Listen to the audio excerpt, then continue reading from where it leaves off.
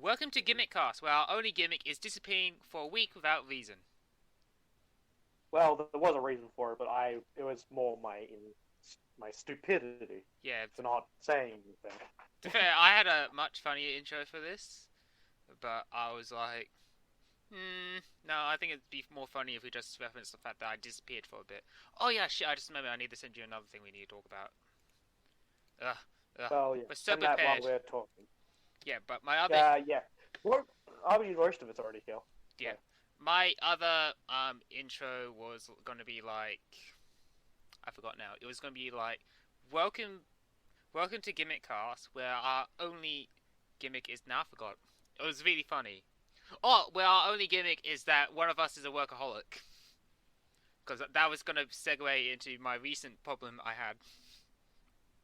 Yeah, no, I know what you're talking about. Yeah. Because, so I released the Monarch video on Wednesday, and I was like, yep, I'm now Yep. going to take my mandatory 3-day break from the channel. And then and then next thing I know, I'm working on a script for Grazekeepers.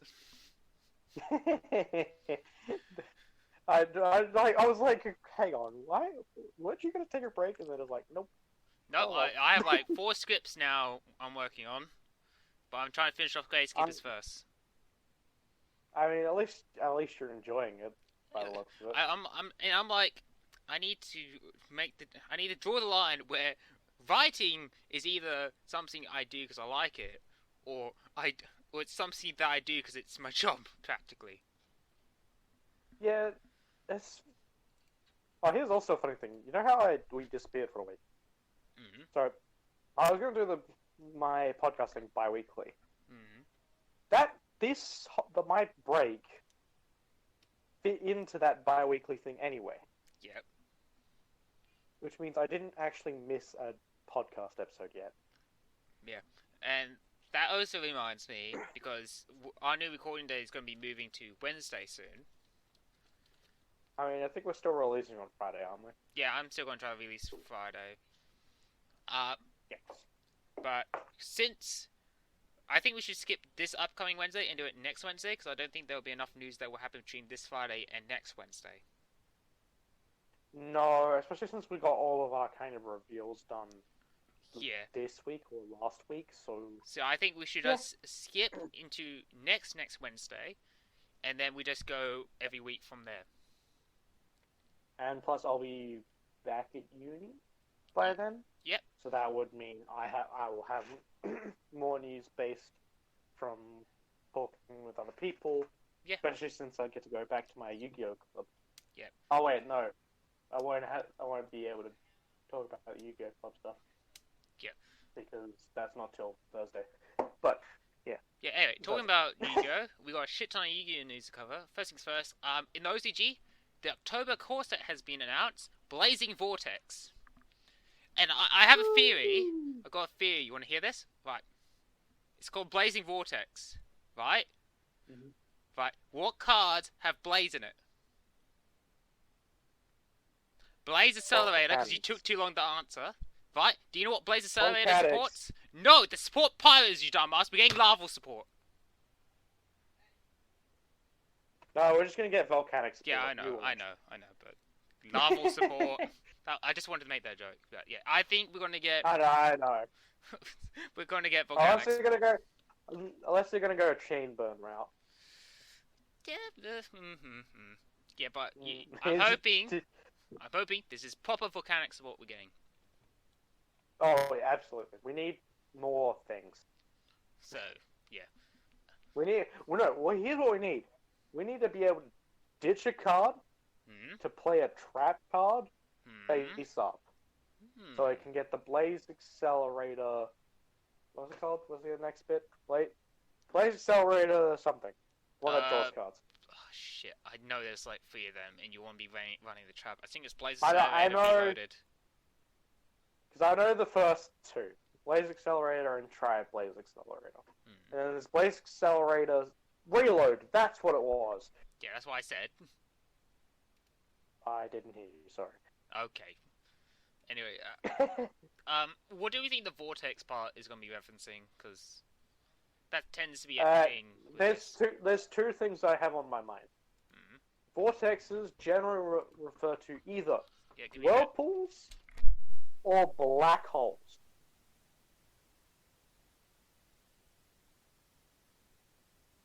Kids came in and were being irritating.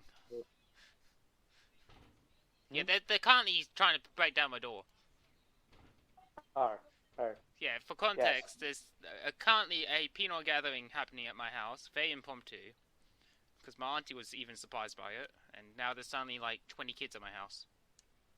That's no exaggeration. It's more 8. And look, the ones from my house are coming through. Hello. Yes, I'm doing the podcast. Okay. Well, at least yours are like older and manageable. These ones are like, oh, listen to this meme. Oh, let me break it down. Oh. Fucking hell. Anyway, let's just move on. Yes. That's my Twitter account. Okay, we can talk about Genesis impactors. We'll save Draytons for when we get to their full archetype reveal. But yes. What do we think about the other 2 archetypes? Because obviously one of them is a waifu archetype, and the other one's another dragon archetype. I think it's going to be a worm archetype. It's called the dragon deity. So if they make it worms, I'm going to laugh. I'm just going to be like, eh. Because here's the thing, there's not a lot of worm decks. That's why I think that it might be a worm deck. Because here's the thing, dragons are broken. Just in general. Exactly, we don't need more dragons. Exactly. And I think Konami realizes that, so they'll go worms for a little bit. Until they release a new dragon card that just breaks the shite out of it again. Because that's how Konami do shit. Yeah, oh my god. And then we have the waifu bait archetype that's going to be super expensive. Evil twins. Yes, I'm either thinking fiends or psychics. Which I would like them to be psychics. I think going by the fact they're evil, I want to say spellcasters. Oh, they could also be spellcasters, but I think that Konami is also moving away from spellcasters because we also had some really amazing spellcaster support recently. Yeah. Just in general, and because of the Charmer structure deck, you know. I think the Charmer structure deck just sets the standard for spellcaster decks now. Like, maybe giving them all 1,500 defense. But also, like, there's a lot of good spellcaster reprints in that, and then, like, we got Magician's Souls a couple of months ago, which, we remember how bad that was. But also, like, there's just, like, the new Red Eyes Dragoonity is coming out soon, as in a tin, but, yeah. I think, again, the reason I'm not picking, like, you know, spellcasters and dragons is because, you know, Konami does this. They support the crap out of them, and then they become stupidly broken, or have a stupidly broken card. And then they're like, well, we've made a mistake. So, they move away from it for a little bit, to let power creep just remove the problem entirely. Yeah.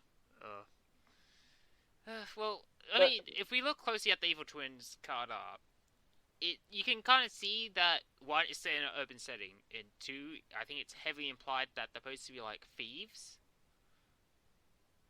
Sort of? I mean, because you can kind of see them throwing like diamonds. And I would presume that they stole those diamonds, so I think it's going to be more, because when you think about it, Time Thief wasn't really a thief archetype, was it? Like, in terms of its card outside game of lore. their gimmick. Yeah. But their card game didn't really promote it. No. Like, it was more like, look us, we're Doctor Who. Sorry. Yes. I don't even watch Doctor Who. I get what you mean. But yeah. And here's the thing, like, thieves as a concept in YuGiOh has not really been explored that much anyway. I mean, yeah, because before Time Thieves, we had, what, Dark Scorpions? Yeah.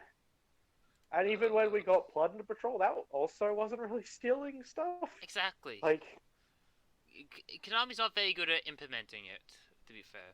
No, the theme. I mean, let's be fair. At least it's not recycled themes. Like we've seen a lot of like recycled memes, like themes like knights and crusades, even. Yeah. Yes, I'm shitting on my own favorite archetype. That's beside the point. That's beside the point. Yeah. Yeah, no, I don't blame you. I think Konami taking the chance to explore the thief genre is good.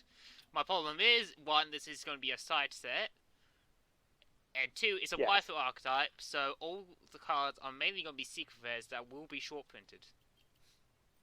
Yep. So, unless they decide that Drytons are, they're going to really, short print. Really good. They're going to short print Drytons. They're going to short print Evil Twins. They can't short print all three archetypes. Yes, but also we may see this released in TCG as a deck builder set. So that if that's the case, we probably will only see a few short prints. But if it is the main set, yeah, don't expect to be able to build these decks. Well, like I said, we're going to get to Drytons much later. I'm saying that for the big discussion. I just want to quickly because that's going to be that's going to be just the big thing in general. Because both of us have our own opinions of this, and it's kind of also it's just topical in general because a lot of YouTubers are talking about it as well. Like I've seen a lot of like Dryton vids pop up. I didn't watch any of them, but they've been popping up on my feed.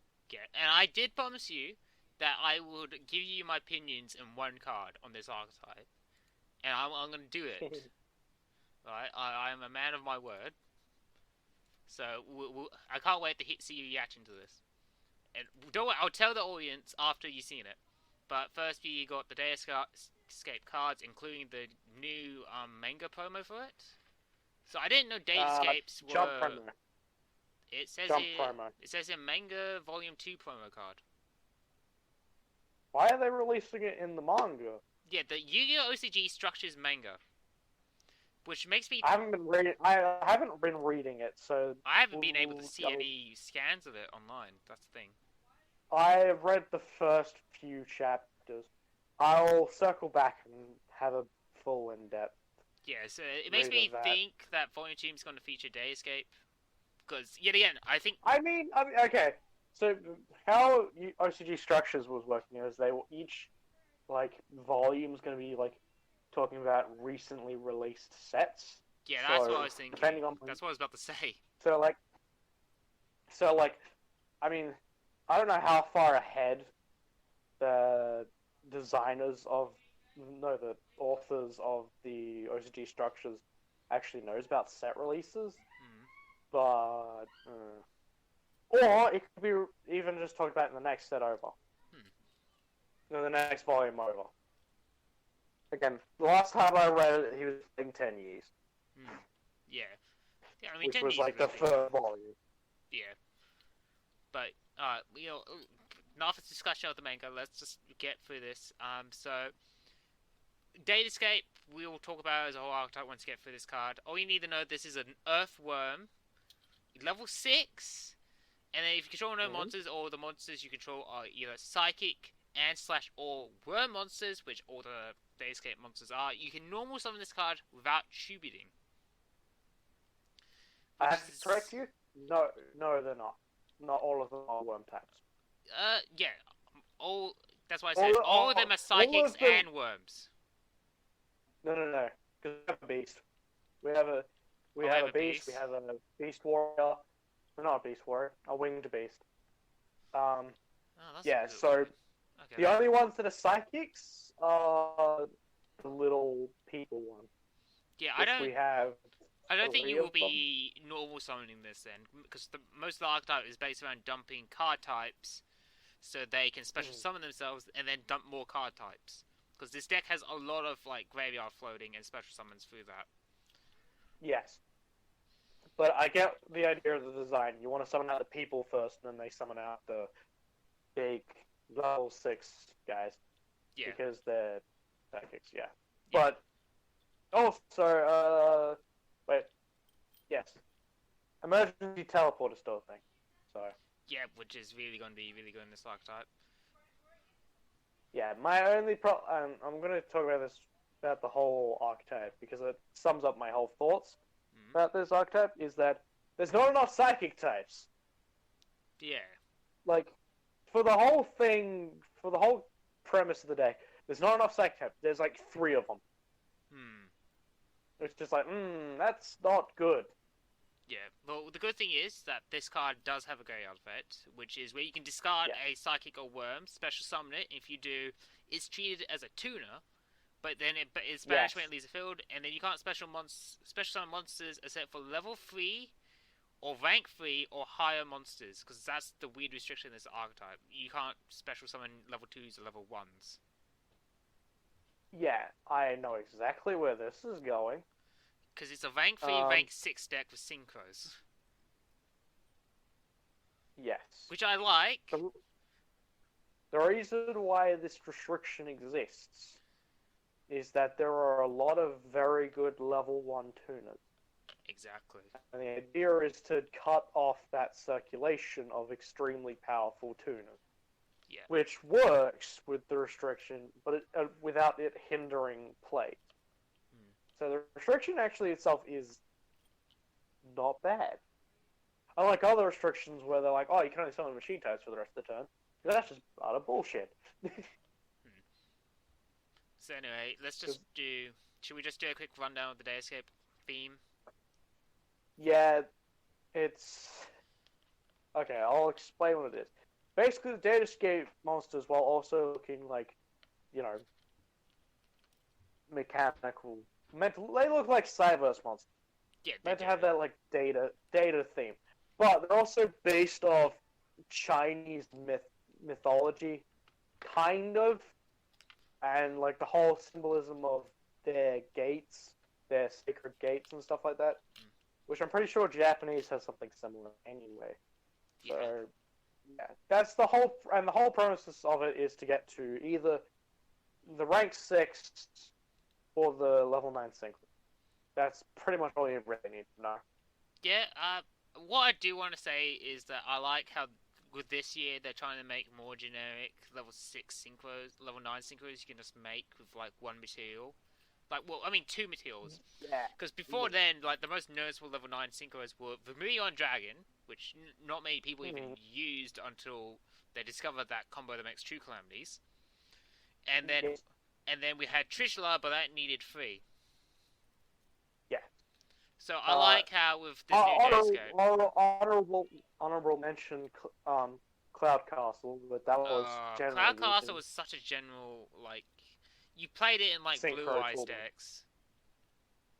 You played it in Blue Eyes decks. You also played it in, like, decks that could make level 9 synchro, but they were already a synchro deck. Because it did have that revival effect for synchro, which was nice. But, like, again, it's kind of a weird card. Yeah, to be fair, since the Dayscape archetype is kind of old news by now, the only thing I want to mention here is, one, it does have a lot of floating incursion, so people think that's what's going to make it meta. And I do think we're going to see the rise in Grazekeepers again. Because the meta's been slowly filling up with graveyard floating decks. I think, because I already see people like siding Necro Valleys in already. So yeah. Here's the thing. I'm not gonna lie to you. I was considering siding in a Necro Valley in my current build of Crusaders. I have Necro Valley. I have 3 Necro Valleys already, but that's because I was playing the build Grazekeepers. But I think we could see Grazekeeper coming back as a deck. Even if the archetype is horribly slow, Necro Valley is still a super strong stun card, and they have that. Against... Yeah, you. Especially against the newer decks. And here's my favorite part about Grazekeepers. They can't be hit with Nibiru. Exactly, because their stats slow. Like, I grind with Grazekeepers online, and it's just so hard for the bot to get around it, because I would have the fusion on board, which is a nice meaty beat stick which protects Necro Valley. And then if they somehow get rid of that, I have Temple. So they have to go through Temple first, because if they don't get rid of Temple and they get rid of Necro Valley, I'll just use Temple to recover my Necro Valley. So there's layers to like getting rid of that Necro Valley, which I like. On top of that, like it also makes it very to face Gravekeepers is very skill intensive. It is not like, oh hey, if I can just do this combo, I win. Yeah, I have to get rid of this before doing this, and it makes the game skill intensive instead of just, oh, I drew the big hand. And you have to remember they also have like cards like a searchable negate because of the field, and on top of that, if you pop temples, that does float into the other Necro Valley cards, which does include the negate, but also means they could just flip hidden temples on you, which then stops you from special summoning outside of Gravekeeper's monsters. Which is just a fantastic deck. It's just a fun deck. And the thing is, it's to face it, I mean, sometimes it can be annoying. Yeah. But it's a skill-intensive matchup if you face Gravekeepers. I gotta think of a good example. Yeah, forget the example. Let's just move on. I got a good example because we occasionally have a Gravekeeper guy who comes over. Like, he's one of the old school players. He's playing Gravekeepers. He never got top 8, but he fought like a bunch of the graveyard decks we had. Like, he was able to free match Eldritch. He was able to beat Orcust twice, and then he dropped against Mystic Mine. Because Mystic Mine was bullshit. Exactly, but the Eldritch player barely could do it. He only won both games because the guy unfortunately couldn't see his Necro Valleys, despite how searchable Necro Valley is. And then on top of that, and the Orcust players couldn't even touch him just because their deck so heavily relies on floating in graveyard. Having Necro Valley out just shuts down the deck. Necro Valley shuts down in a lot of decks. I'm glad it's not Crusaders isn't one of them. Yeah. But at the same time, I think we still have to deal with some of the stuff with Gravekeepers. Yeah. But yeah, it's Gravekeepers' fun matchup may see a resurgence because of how the meta's shaping up, or even just people taking in Necro Valley. Yeah, I think it's the best goal. Because, again, even if Metaverse is set rotation at 1, that's still 2 more copies of Necro Valley. And you can play triple of this thing as well. Necro Valley isn't limited at all. Exactly. It's so good. It's good. It's great. That would be one of my side deck options because of the current build of Crusaders I'm playing. Mm-hmm. I can just side it in and not have any consistency fucked over, which is great. So, yeah. Why not? Why not? So, what are we moving on to now? Yes, so I was talking with guys. There's this new card I want to talk about for 2 reasons. It's a V-Jump promo. That's not one of the reasons. One of the reasons is, one, it has super heavy in the name, but it's not a machine. Ah, yes. And second of all, it has really great synergy with Zodiacs and the new Triade archetype, which we're going to have to go through. We'll get to that in a moment. Yeah, but what the fuck? So it's called Cocothurium. God, I hate that. Cocothurium, the super heavy shining Sora. And all you need to know... I'm just going to say this now. It only supports super heavy by its name, and it's just weird. Yeah. So if it's in hand graveyard, you can just tribute a Beast Warrior, or Winged Monster, Winged Beast, to special summon this card, but it's banished when it leaves the field. And then you can banish 1 level 4 or lower Beast Warrior, or Winged Beast Monster from your deck onto the end phase. This card, type, attribute, and level all becomes that monster. So that is a weird way to word that, but basically just means it becomes that thing. Yeah. So the most important part is that the new Tri-Gate archetype consists of beasts, beast warriors, and winged beasts. Yep. So does Zodiac. Yep. You all know where this goes. And they both synergize with Zodiac, so let's just talk about Tri-Gates. Oh, wait, no, never mind. Never mind, we have got... no, we actually saved that. Let's just go into Tri-Gates, because... Sorry, there's someone knocking at my door again. I need Yes. help with the TV, how to connect your phone on there. I'm useless at that. I'm sorry. No, but you have the DVD thing. What's that thing? The Apple TV? Yeah, how do you use that? Is that an Apple? Yes. You should be able to... Oh my god, let me...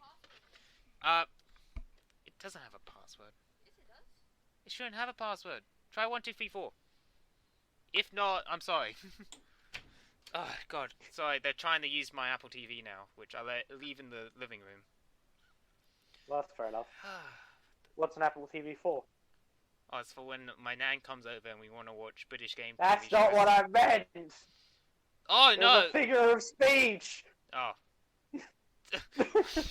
No, fuck it. Let's just move on. Tri-Gates. I think the most important fact you need to know is one, they have graveyard floating, or one of them has a graveyard floating effect. But the main thing is they can banish any number of beasts, beast warriors, or winged beasts in the graveyard, and then they just special summon a beast warrior, or winged beast link monster from the extra deck with a link rating equal to the number of cards banished. Yes, which is actually really cool. I really like this effect. Yeah, and they all have that effect, and I just went, okay, you know what? If this archetype had reptiles in it, because hear me out, if this archetype had reptiles, this would have been the deck that breaks Snake Rain. You're not wrong! Oh, I didn't even get that till just then. And What? unfortunately, it isn't. What? So I'm just like, nah. I want to see Jamie try to splash this in with his stupid Skyfang Brigade deck. But he's not playing Skyfang. Good, he's playing F.A. Zeus. I've already sent him a Skyfang deck. Oh. So he's playing that on the side, obviously. Yeah, Oh, God. I sent him a copy of Sekka with it as well. You actually have to send him a copy of Sekka. Yeah, it was Pismic It's Red like too. a mandatory. It's like a mandatory with that guy. Good old Sekka, even if it's at one. But yeah, Tri-Gates, God, I haven't even bothered reading the link effects. Have you tried? I just want to sum this archetype up because I don't really care. Pretty much they pretty much just extenders.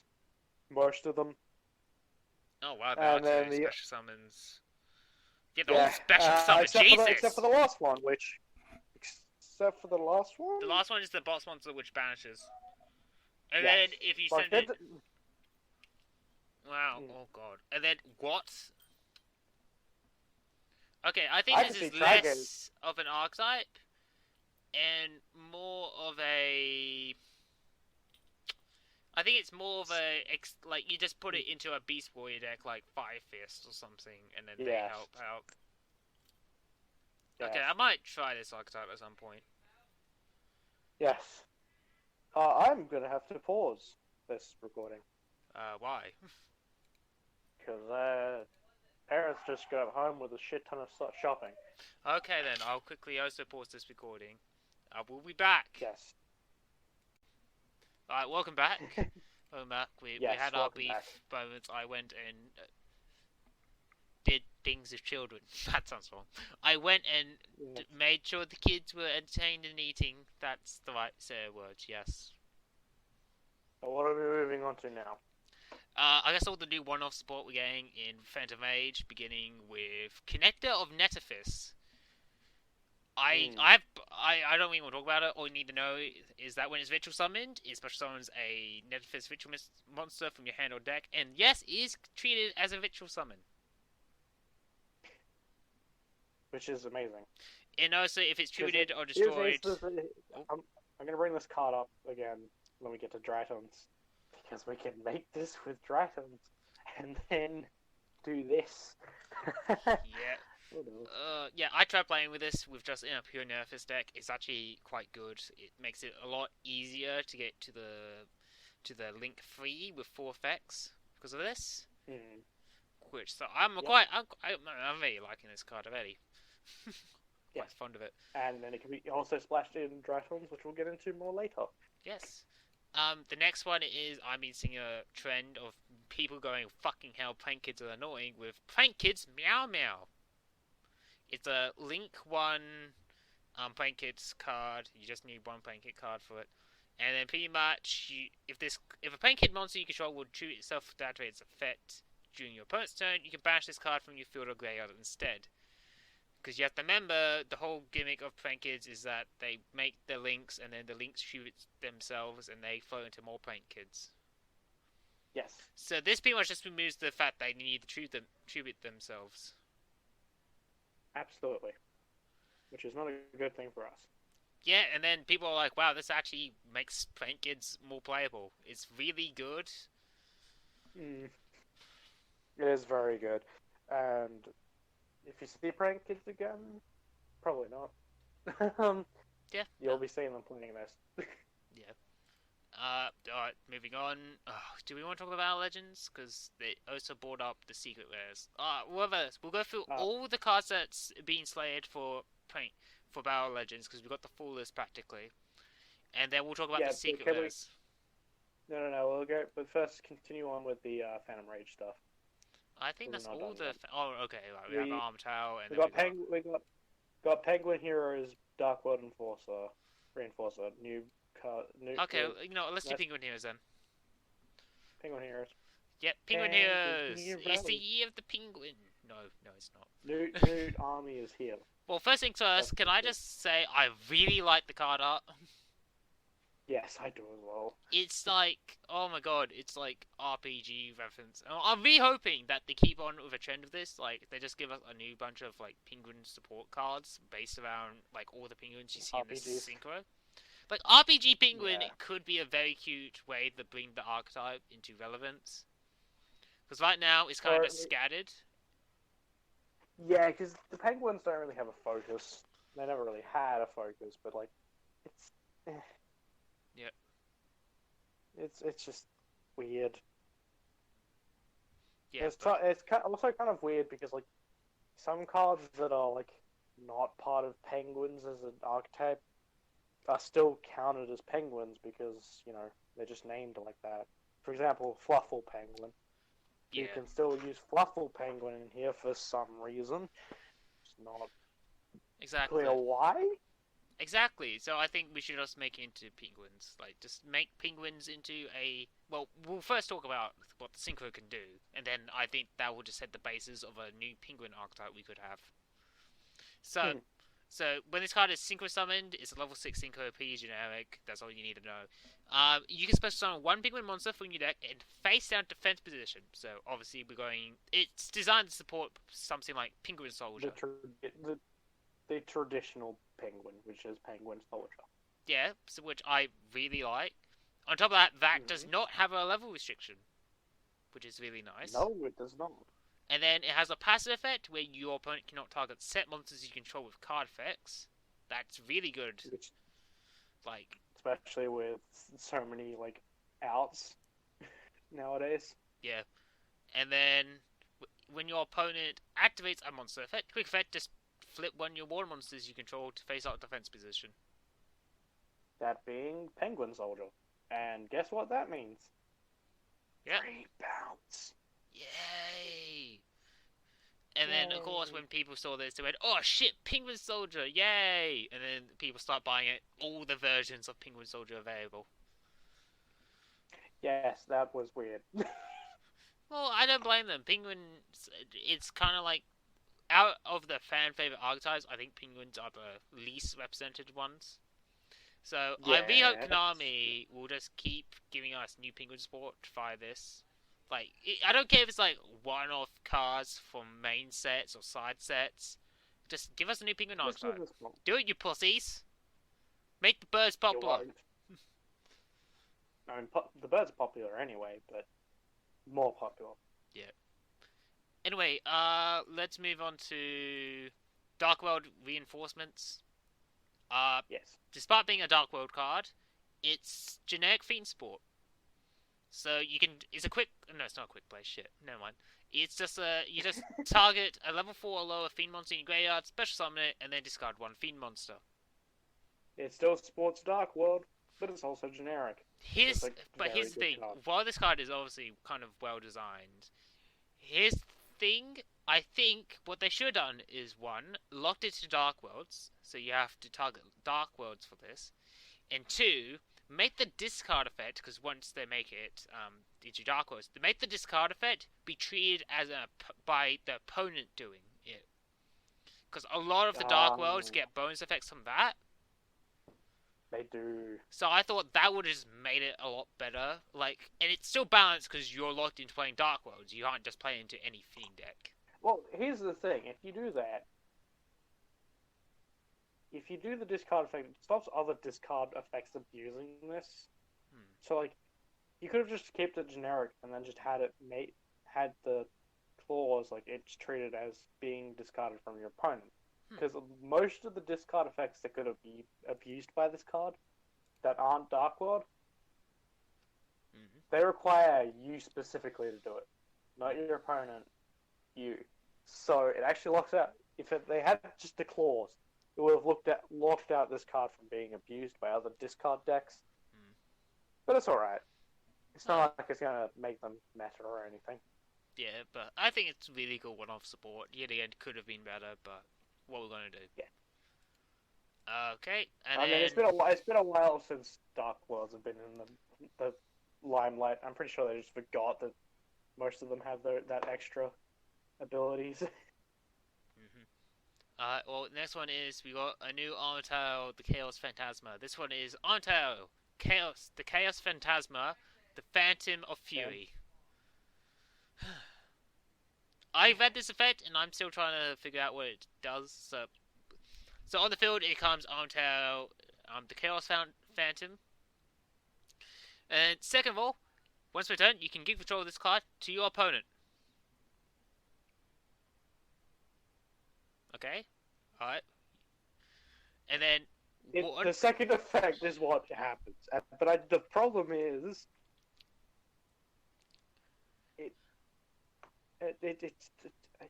It's not mandatory. Yeah, why isn't it mandatory? Here's the thing. I don't get... Is it, like... Does it banish all the cards? Because once you swap control, because during the end phase, if this card's control changes its turn, banish all cards you control. When it says you control, does this... That would be your opponent. Okay. Alright then. But here's the problem. It's not mandatory. Oh, fuck me. Why is it... It's just you just give them a level 12 Fiend Fusion for no reason. Because it's not mandatory. Oh wow, I didn't know that. I didn't test this because I don't really care about Sacred Beast. Yeah, no, because of the wording, the once per turn clause at the start of the name makes it not mandatory. Alright then. If they have said you can only use this effective Armatail, the Chaos Phantasm, blah blah blah blah, then it would be mandatory. But it's not. Well, I guess that treats you to make shitty fusions for Sacred Beasts. They got a lot of good support already, but here we are. Yes. It's such a weird thing. It's like, why isn't it mandatory? Anyway, moving on. Battle Legends full set reveal. Yay! We've already been through all the fossils before. Yes. We've already Numeron been through cards, which I have grown to hate even more. Because it's legitimately just Sexel. Yeah, that's true. Okay. Like, the full set isn't that bad. Overall. What I really like is that they're giving us a version of Utopia that has all its text in Astral language, which makes it a really cool collector's rare. But I think they're going to be printing it in Starlight, because fuck us. And it's also torment legal as long as you have a translation of it. Or another copy of Utopia. Yeah, of course, one you could read. But I think everyone knows what Utopia does anyway. But I think that's a really cool collector's thing you could do. Giving all the Zexal fans, yeah. And as much as I wish I had the money for this, I'm not going to be doing it, because as much as I like Zexal, I don't want to spend so much money on stuff like this. Yeah, no, I totally agree. I'm not. We know when that. I know you when you're going to get like more than enough money in a job, you're going to buy this. No, I'm not even going to buy it. What? Like, not again, even for your number folder. Not even for.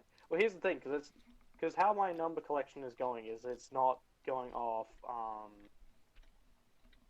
It's going off versions of it. It's not going off different rarities of it, because that is just nasty. So I don't need a number 39 Utopia. Okay then. So, I mean, it would be nice to have. Don't get me wrong, but not gonna go out of my way to go get it. If it is, I mean, if it's just a common printing, then sure, I'll pick one up. I don't think so. Knowing Konami. Knowing Konami, it's probably not. However, there's a Utopia the Lightning reprint. Oh, thank God! Which I want another copy of that. So, that's good for me. Cider King. No, Cicada! Cicada, fuck you. Before you correct me, Cicada. I was expecting them to print all 4 of the maybe later. Yeah, but I was expecting them to do it in one, but they didn't. So, meh. Appliances. For everyone who likes Robo Poppy, I know there's a lot of Robo Poppy fans. I like Robo Poppy, but at the same time, I'm also not like going to dirty my hands with his archetype. It's bad. I mean, machine dupe. That's all I'm saying. Yes, and it's still pretty bad. I'm not disagreeing. I'm just saying machine dupe because I wanted to say machine dupe. Fair enough. Legendary Dragon remakes are finally coming over here. Yes. Also, can I ask why so many Invoke cards got reprinted? Because Invoke still makes money. That makes sense. Remember, I sold my Shining Victories copy of Invocation Megabar for like $50. That's true. But also, Sunlight Wolf, for all those people who are struggling to make Soundlink rates right now, I guess. Oh yeah, that's a pretty good reprint. Let's see, there's a Cross Trip and Formid Skipper. We get your Beam Skill reprint, which is really good. Yeah, Formid Skipper is great. That's I can't tell you how powerful that card is. Yep. Once people get a hang of Cyverse stuff like that, because here's the thing, you can go into, because of how it works, you can go into any link monster with it. On top of the fact that you also search when you use it as link material, so you can add things like what's it called? The arrow one. Special summons to a link zone that link monster points to. Like, it's why? And it's a 1-for-1 target, so good. it can go kill itself. I guess the only other thing that's worth mentioning here before we get to the secret rares is the fact that we're also getting 10,000 dragon to celebrate the fact that, you know, we passed over 10,000 cards in the TCG. Yes. Yay! Finally. Wow, this is an old-ass card game, isn't it? Yay, can't wait to be a million. Man. Like, Magic the Gathering hasn't even gotten that much. They're like, what are they sitting at? They're like sitting at like maybe 6,000. Yeah, but you have to remember most of the sets just feep in old cards anyway, so it's legal. That's also true. Because that's how they're formatted. Oh yeah, also Mega Fleet. Anyone want Mega Fleets? Oh, what about the game of that? Because I got all the secret rares here. So we've got Darkspell Regeneration, which is, I can't remember which one's that supposed to be. Oh, come to me. Darkspell Regeneration. Is that Merrick? I think that's supposed to be Merrick. No, I'm good. Maybe? I think so. I'm looking up right now. Yeah, that's Merrick. That's the Merrick one. Ah, yes. So we're getting Merrick spawn this.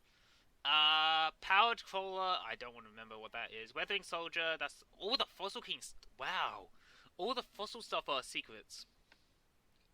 Yes, which is disgusting. The Chaos new one is secret. The Glacial Beast cards are secret. Ugh. Yeah. That's fine. I don't care about All it. the Legend Dragons. Also, here's a good thing. Hmm? Here's a good thing. Outside of C number 1, makes it easier for all the other to get the other cards, which is great for me.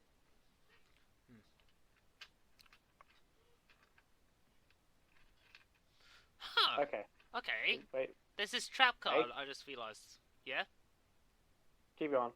Yeah. I saw a high rate draw. I don't remember this being announced, but do you know about this card? Because I'm reading it right now, and it's kind of interesting. I can't remember. We may have talked about it a little bit. Okay. Can't remember. So you need to destroy 2 or more monsters you control. If you do, draw 1 card for every 2 monsters destroyed. During your opponent's main phase, if this card is in your graveyard, you can target 1 monster you control, destroy it, and if you do, set this card, but banish it when it leaves the field. This is getting a secret rare printing. I don't think anyone wants it, but I remember this card. Yeah. Well, I don't know what to do with that. Oh, yeah, we're getting the Midolchi Angelian secret rare. Hopefully, you won't need to take a mortgage out for this one. Hopefully. But yeah, we're getting the other versions of Utopic, so we're getting Utopic Future Slash. We only need, yes. 3 more versions of Utopic? To be released? No. Future Slash is the one that's coming out. We need to get Future Dragon next. Don't we already have that? Nope, it's OCG exclusive.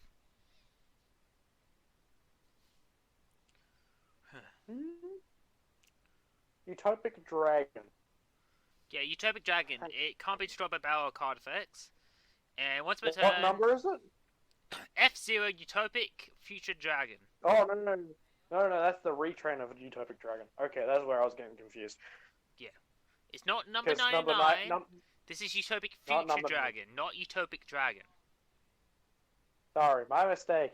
Yeah. We don't have that version yet. Yes.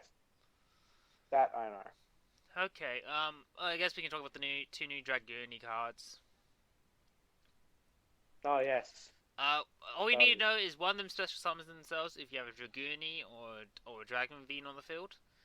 And then if you control a Dragooni in your spell trap zone, you can just target a spell trap on the field, destroy it. Nothing special. Which is nice. And there's a level 2 tuner which you can discard to search Dragon Bean now. And then if you control a Dragooni monster, you can special summon this card from graveyard by banish it when it leaves the field. It also locks you into Dragon Synchros for the rest... Dragon Extra Deck cards. And... for the rest of the turn. And you can only use these effects once per turn, and you cannot be used for Synchro material except for the Synchro summon of a Dragooni monster.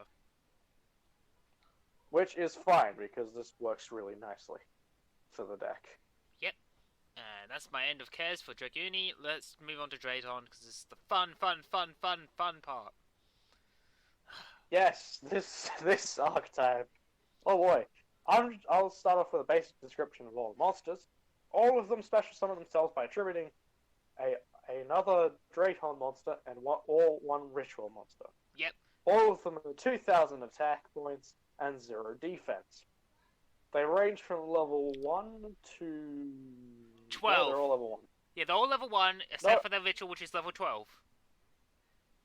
That doesn't matter because of the spell card, and we'll get into that. All we need to know is that the main ones are just designed to just be really consistent, like special summoning themselves each other from grave, you know. Adding ritual monsters, adding ritual spells, yeah, you know, the general cards. Stuff. It's very generic, and we'll get to that.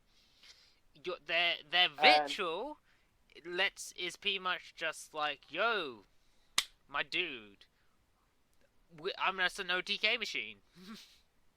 Pretty much. And then But you and can then they have a banish. field spell. Oh yeah, and the field spell makes it safe from ritual summoning. It also lets you give you other effects. Add a spell or trap. Yeah, it always kind of well, fucks with synchros and rituals, which I like. Oh, yes. I really like. Okay, so can we talk about the ritual spell? Because this thing is fun, but also, why is it? Why does it exist? Okay, so the so ritual good? spell lets you tribute machine monsters from your hand or field whose total attack equals or exceeds the attack of the monster you ritual summon. And it also lets you ritual summon from hand or graveyard. Yes. Here's the best clause, though. This card can be used to ritual summon any one ritual monster. On top of that, the ritual summon effect isn't once per turn. And it has recursion. Yes. Because it's just so good. And here's the best bit about the main deck monsters. They summon from grave, which means you can use the one that recovers the ritual spell as the material, summon it back. Yeah, and then you the ritual spell back. On top of that, this card has other ways to get the Draytons out. Like, there's Drayton Nova that lets you special summon Draytons from your deck, but it's destroyed during the end phase. Doesn't really matter. There's Drayton Eclipse, which just lets you recover cards in graveyard as well. And then you can banish it to just boost attack on Draytons if you really want. The quick play lets you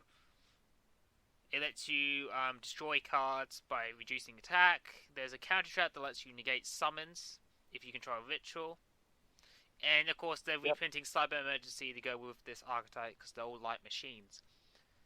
Okay, alright. Here's the best. Okay, I'm going to get into why we were saying earlier that the new Nephis card is really good for this archetype. So, you can summon it basically with one card as material and summon it out because it's 2000 attack. Then you summon out the extra ritual monster, the Nephis monster. Then you can recur them because recur that monster, the material in grave, by getting rid of the Nephis ritual monster because it doesn't specify a specific type of ritual monster. It's just ritual monster. Recur the ritual spell, and then go into another ritual. Okay. Well, I did promise you I would give you my opinion on this archetype in one card. You ready for this? Yep. Okay. If anyone has seen the Monarch or Layer video, they know where I'm going with this. Here you go. It's uploading right now. I'm sending it to you in DMs. Okay, and there. There it is. Oh! I just sent Ethan a picture of Trial and Tribulation because this card has end phase effects. Depending on the number of monsters you tribute on the field or in your hand, this turn accept tokens. As a draw 1, it lets you recover up to 2 monsters from your graveyard to your hand, and it lets you destroy up to 3 cards, face-up cards on the field. So yes, after you've just bodied all of their monsters, you can just go like, hey, you know all those cards you need to play? It's draw, recursion, and pop. And can see how this archetype... Yeah. Here's the best bit. The ritual spell counts as tributing. Exactly. Because this card was designed...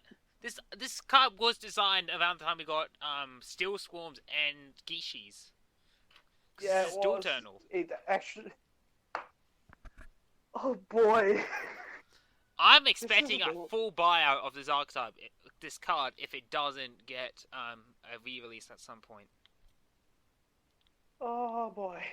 Oh yeah, absolutely. This deck is gonna be nuts. Like, even if it doesn't hit meta, it's still gonna be nuts to play against.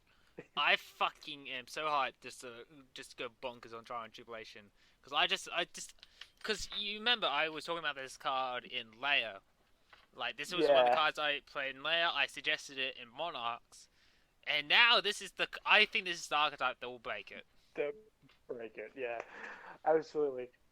This is. Oh, Dragons are just gonna be such a just boom. They're just gonna hit the field and be like, "Hey, I'm gonna go nuts." It's such a good archetype. It's a ritual archetype. I'm excited to do so much with this archetype. Yes, we may not actually buy it in real life. It's probably gonna get expensive.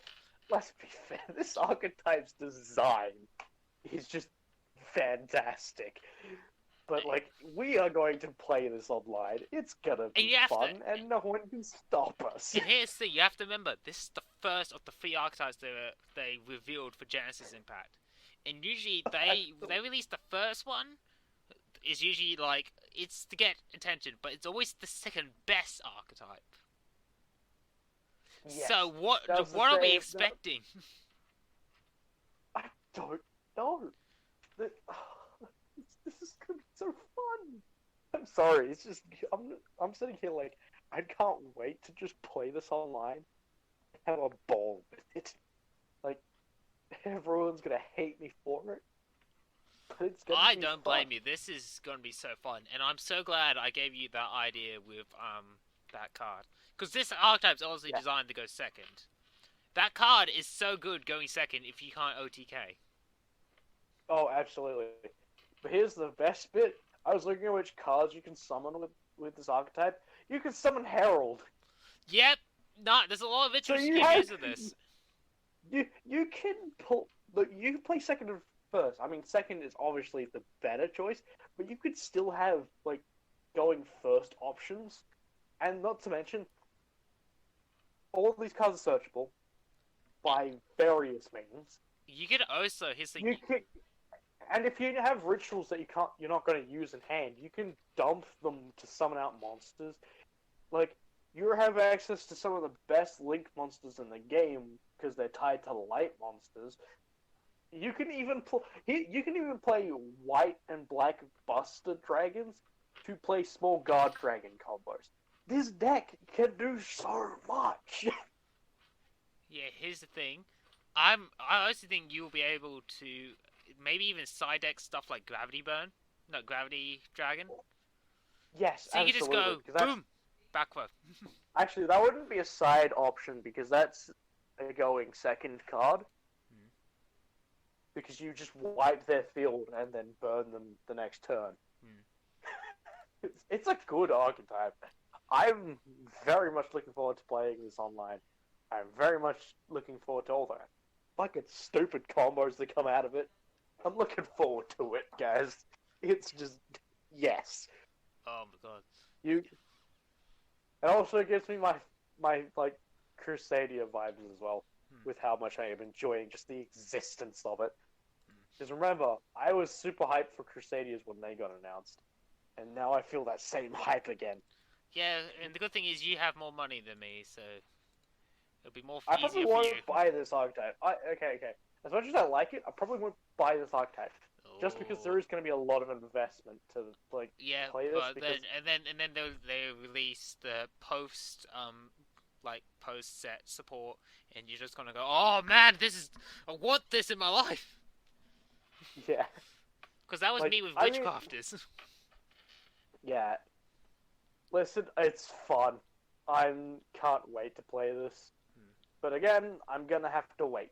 So, to see what happens. Because if they come out and say most of this archetype's cards are gonna be super or common, I'll be like, yep, no, I'm coming in. Yeah. Nope, I'm going against my word and I'm playing. Yeah, I think they're gonna short print the ritual spell. I think that's a guaranteed. That's gonna be the sell point. The ritual spell is really powerful. I mean, yes, it's tied to machines, which machines don't really have any grounds to stand on when it comes to rituals, as far as I'm concerned. But it does open up some fun cards to use as material, like machiners. Yes, I just did that. Good old machiners. There's a couple of machiner players now around at my locals, which I was very excited. Yes, because some people really like the granny playstyle of machiner. Yeah. Also, that's the best bit about this. That's the best things about Machina right now is because like you have Fortress and all that other stuff, which not only can special summon themselves within the archetype, but they can be used as material, and they have higher attack value, so it makes it easy to ritual summon. Exactly. With one card. So hey, this is fun cards. But yeah, I do see the ritual spell being a short print or at least a high rarity. Because it is insane. Yep. Well, I guess that's all the YuGiOh stuff now. So let's just quickly just wrap up with, I guess, League news. League news. Very briefly. Yeah. Okay, so this league, even though I haven't played in a while because I've been just so busy with the channel and sorting out my own life. And I've been still following it. Yeah, I've still been following it. This summer event is being promised to be really big because they're giving us 2 new champions within this summer event. Oh yeah. One of them is a new story-based character, which we'll talk about now, and one of them is going to be coinciding with a new anime-themed archetype. It's not like Star Guardians, like where it was based on magical girls, or like with Super Galaxy when it was mecha anime. This is more like fantasy anime because it has a very big focus on nature. So it's called Spirit Blossom, and with this, we're getting 2 new champions to go with this. The first one I want to talk about is a character that people have wanted for ages. Like, soon as they released Senna last year, which is Lucian's long dead wife, everyone's like, oh shit, we can play as dead characters! They can find ways of being dead characters! So, do you know who's the next famous dead character that people wanted? I can't remember. Yasuo's brother, Yon. Oh, yeah! So, as soon as you got this new character, immediately leaked, Yon.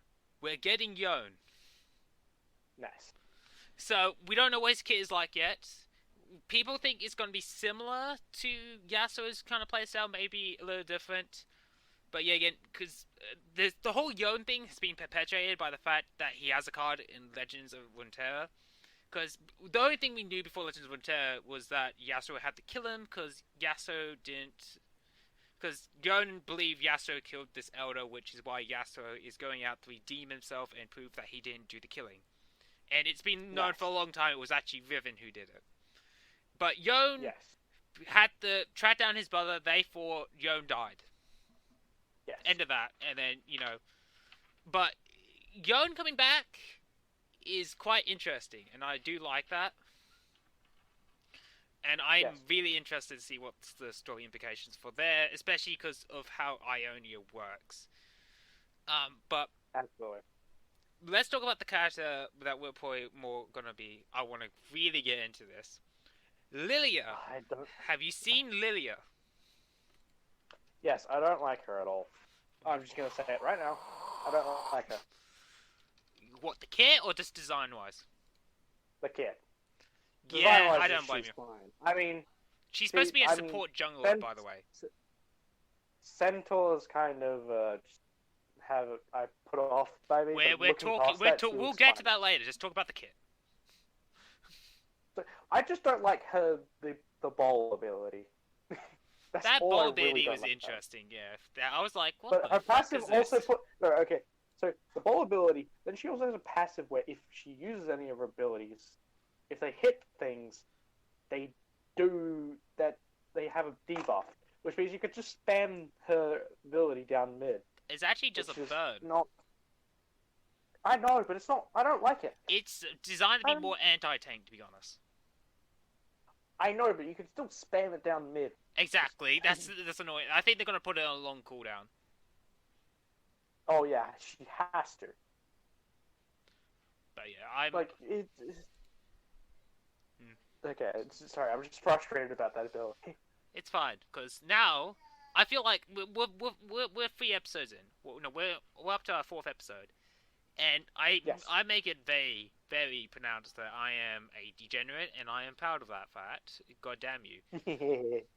But we haven't really been able to become a degenerate at this, so we're gonna have a very degenerate discussion now. We're gonna have a discussion because I want to ask you 2 questions. First things first. Your stance on centaur type waifus. I personally think that they aren't bad. Some people think, oh, well, centaur types get a little too more into the bestiality side of things. I think it's personally fine. What's your stance on this? I'll start off by saying that I've never really liked centaurs in general. They just they put me off. Like, they're just meh. Whenever I look at a centaur, I'm just like, I don't like that. Here's the thing. I think it's perfectly acceptable. I think it's perfectly acceptable if they're deer and not something like a horse. I think horse is too weird. I think deer is more natural. Yeah, I think where it comes more of the bestiality thing is with the horse, because we know what is sold. Yeah. As like, yeah. I think deer solves that problem. I think deer is more forgivable in a way, but some people might still call it bestiality. So this leads into my second question. I'm going to send you a tier list. Yes. Okay. We're going to have a whole discussion on Monster Girl waifus. So this is a very incomplete tier list. Can we just not? No, we're having this discussion. No. I want at least 5 minutes out of this. No. Come on. No, just look at the tier list. It's nothing too bad. It's very incomplete. No. I was like, yeah, this could be a thing we could do. I just thought it would be funny. I wanted to torture you with it. But okay, so to explain the tier list, starting from S. At S tier, I have slimes, cat, and dog girls. I agree with that. Good. Okay, I'm personally a big fan of slimes, to be honest, because I like the idea of how a slime can become anything you want. So I thought that was like a really cool idea from months ago. Alright, so at A, I have wolf and fox. Yeah, they're not as good as cat and dog. Yeah. I think they're a little bit more niche compared to cat and dogs, because I think cat and dog is a lot more broader. And then... Also, like, they're house pets, whereas, like, wolf and fox aren't. Yeah. I think wolf... Because if you go with a wolf, it's more like they're kind of more of a tomboy, a little bit more wilder in terms of, like... God, this conversation is making me feel self-conscious. Because there's kids. I really don't like this conversation. There's kids outside my door, that's the thing. It's fine. So in B, I forgot what I put there. I think it's leopard. I put, I can't remember her name. It's not Maria, it's from Splatoon 2. I just put her there to be like squid girls, but not actually squid girls. Like, what the Inklings are. That. Yes, they pass. Yeah, and I put rabbit. I put rabbit/bunny there. Yeah, bunny girl is overdone. Yeah. It's just so overdone. It's like if you watch that newer anime, what's it called? Arifidis or whatever. Like the bunny girl in there was just like. Bleh, bleh. Yeah, I'll be honest. In hindsight, I should have just put bunny into C. But anyway, moving on. In C, I think I put lion, leopard, and horse centaur. Again, I get weirded by centaurs, but that's. I think C is fine for horse centaur. Might put it into D, because in D, I have mermaid, lamia, spider. Yep, they're all weird. Okay, alright. So first things first, we agreed to put bunny into C and centaur into D, right? Yeah. Okay. Again, it's me personally, but yeah. Yeah. Okay, where do we want to put deer centaur on this list? I think bottom C is alright, because I personally don't like them, but that doesn't mean I think I would agree high C. Yeah. Yeah, alright, fine. Okay. High C for that. Okay. I haven't thought any further than this. I'm trying to think of other ones that were... Oh, what about harpy? Okay, I'm gonna do a test. I'm talking about harpies like their arms are wings, not like they have wings on their back, because that's like more angel then. I don't like the wings on the arms. Not gonna lie. So we're gonna put. I still think there's some appeal to that, because most harpies tend to be petite, and you know there's some people who like petite, so I think we could put it into low C. Yeah. Okay. Okay. And then I guess the other one is dragon. Yeah, no. So just think like dragon maids. I know dragon maids. They're not really the best descriptor for monster girl dragons.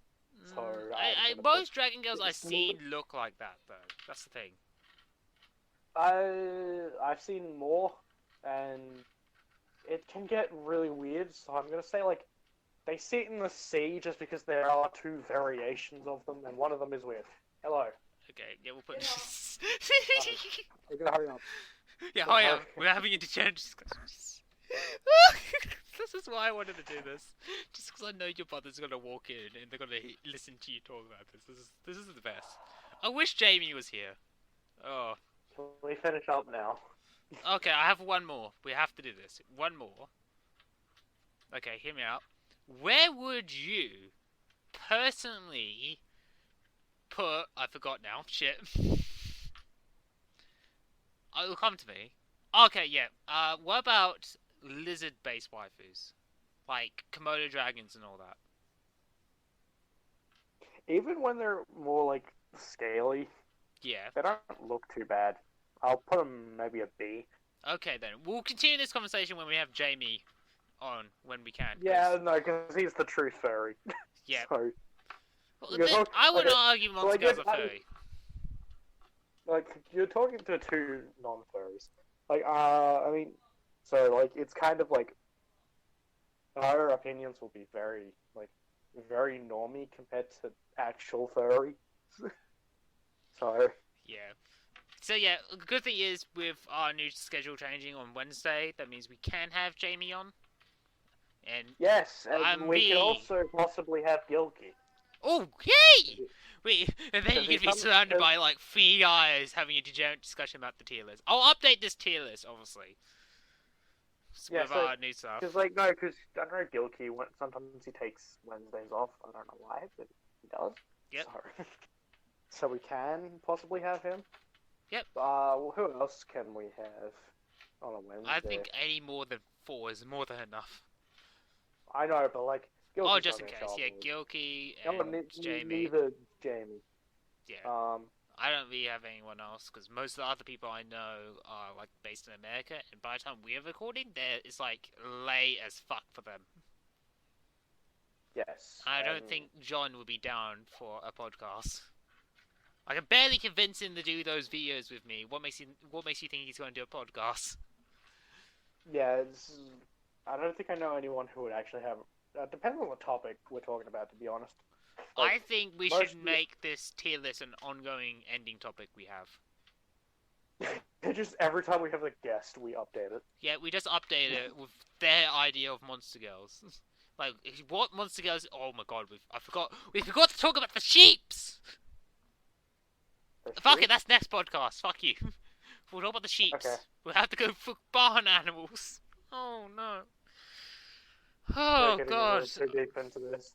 I hate Japan at times. It's like everything. It's like Japan. They go. They look at animal like that can be a waifu. Okay, let's stop. Yeah, let's stop.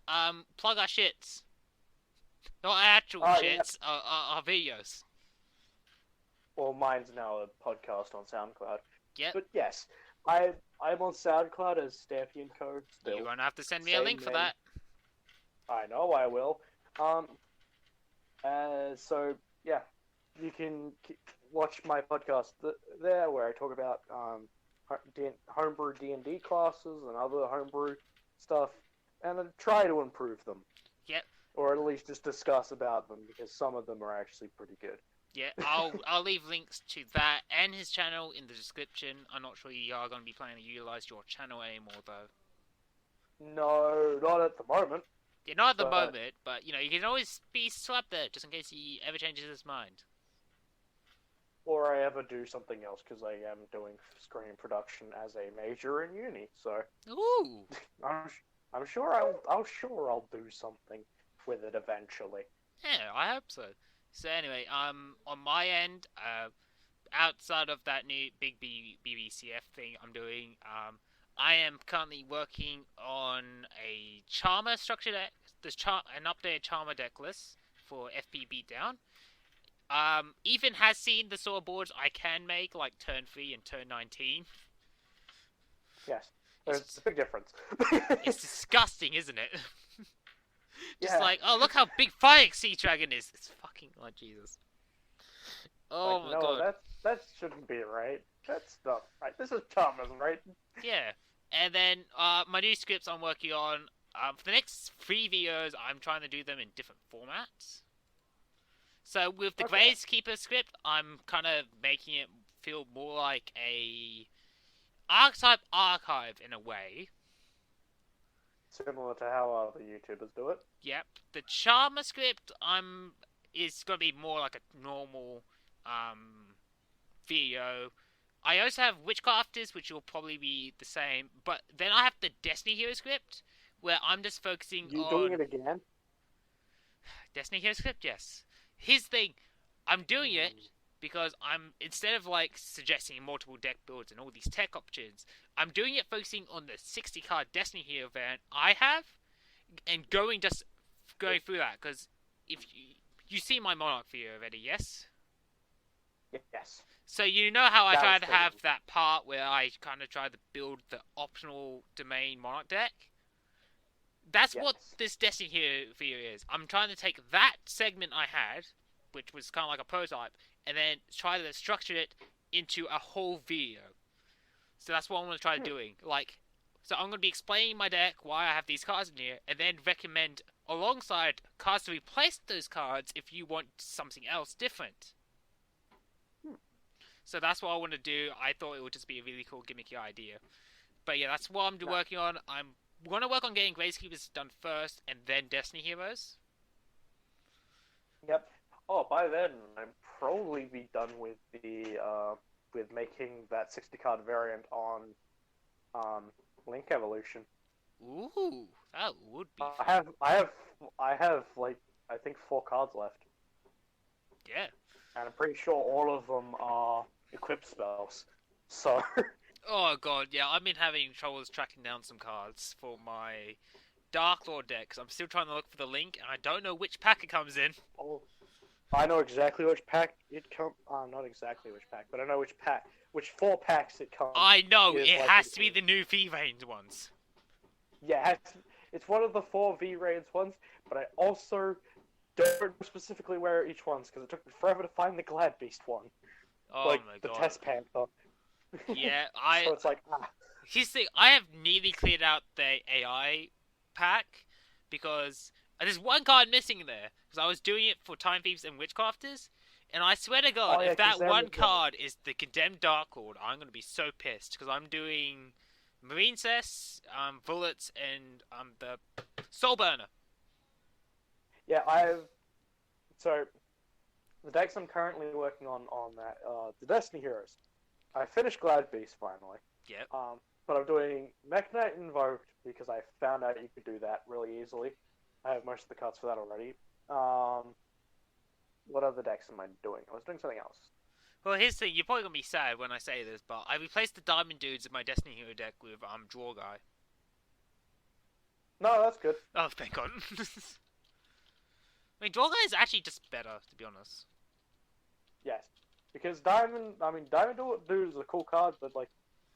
I think Draw Guy is better because it gives you a draw. It's more consistency. It's guaranteed a draw. It's a guaranteed draw. Yeah. But yeah, again, you're always giving your opponent a card, so that's why I don't really like it. But yeah, again, just it really comes down. And like my main problem with building the Destiny Heroes was trying to get Dystopia Guy. Dystopia Guy, yeah, I don't blame you. Because I didn't realize that you actually had to fight Alistair one time before it actually appears in the booster pack. Wait, what? That's a mechanic? Yeah. So I was just buying the Jaden's pack, which has the Destiny Heroes in it. But like I was not getting Destiny Guy. But turns out if I didn't do the Arc V match before I was buying the packs, I couldn't get Destiny. What? Destiny That's a Guy. thing? Yeah. No, I can get his evolution, but I couldn't get him in that pack because I didn't do that battle. Actually, that was dumb. Fucking dumb. I mean, It makes sense lore-wise because the original Asta didn't have it. Yeah.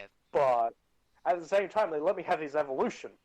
Exactly. So it's like, It's weird. It's weird. But it doesn't matter because I'm not buying that anymore because I can just grind Alistair's mission and get it.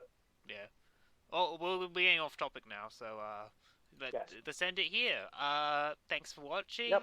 You got any final remarks? Not really. Nope. Okay then. Tune in next Wednesday when we will be talking about probably more YuGiOh stuff and maybe Leah's release and impact and all that bullshit. Who cares? Maybe Yon's kit will be revealed by then. But anyway, thanks for watching and goodbye. Bye.